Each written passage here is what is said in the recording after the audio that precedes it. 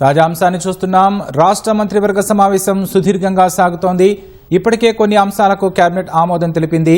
Junior కళాశాలల్లోనూ మధ్యాహ్న భోజన పథకం అమలుకు కేబినెట్ ఆమోదించింది. వచ్చే ఏడాది జరిగే గోదావరి పుష్కరాల పనులకు 1000 కోట్లు కేటాయించాలని నిర్ణయించింది. మరిన్ని వివరాలు మా ప్రతినిధి నాగేశ్వరాచారి నాడు తెలుసుకుందాం. నాగేశ్వరాచారి, చెప్పండి, ఇప్పటివరకు కేబినెట్ తీసుకున్న నిర్ణయాలేంటి? సుమారు 2 గంటలకు పైగా కేబినెట్ సమావేశం కొనసాగుతుంది. ఎజెండాలో ఉన్న అంశాలను వరుసగా చర్చించి ఆమోదాలు తెస్తూ వాటికి సంబంధించిన నిర్ణయాలు తీసుకుంటున్నారు.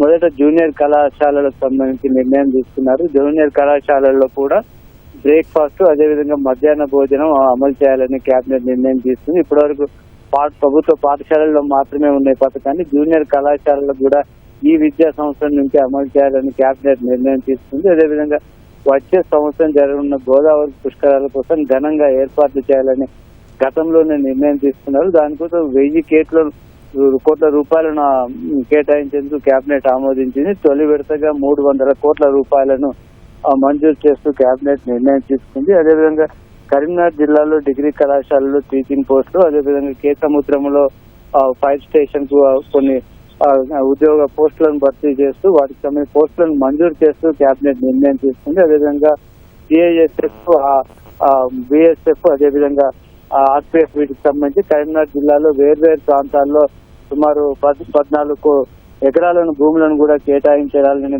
కేబినెట్ నిర్ణయం తీసుకుంది. ఇంకా ఎజెండాతో పాటు ఆ టేబుల్ అంశాలపైన కూడా కేబినెట్ లో చర్చ జరుగుతుంది. ఇంకా ఇందిరమ్మ ఇళ్ల 2వ విడత పంపిణీ, అదేవిధంగా ఇందిరమ్మ జీవిత బీమా, అదేవిధంగా కొత్తగా సంబంధించిన కొత్త చేయుత పెన్షన్లు, ఫ్యూచర్ సిటీలో భూముల కేటాయింపులు, వీటన్నిటికి సంబంధించి ఆ చర్చ జరుగుతున్నట్టుగా తెలుస్తుంది. ఆ చర్చ జరిగిన తర్వాత ఇతర అంశాలు అంటే ధాన్యం సేకరణకు సంబంధించి, ఫ్యూచర్ సిటీకి సంబంధించి రాజకీయ అంశాలు కూడా చర్చలో ఉన్నందున వాటన్నిటిని కూడా ఏ విధంగా సంబంధించిన నిర్ణయాలు తీసుకోవాలన్న అంశం పైన కూడా కేబినెట్ చర్చిస్తున్నట్టుగా తెలుస్తుంది.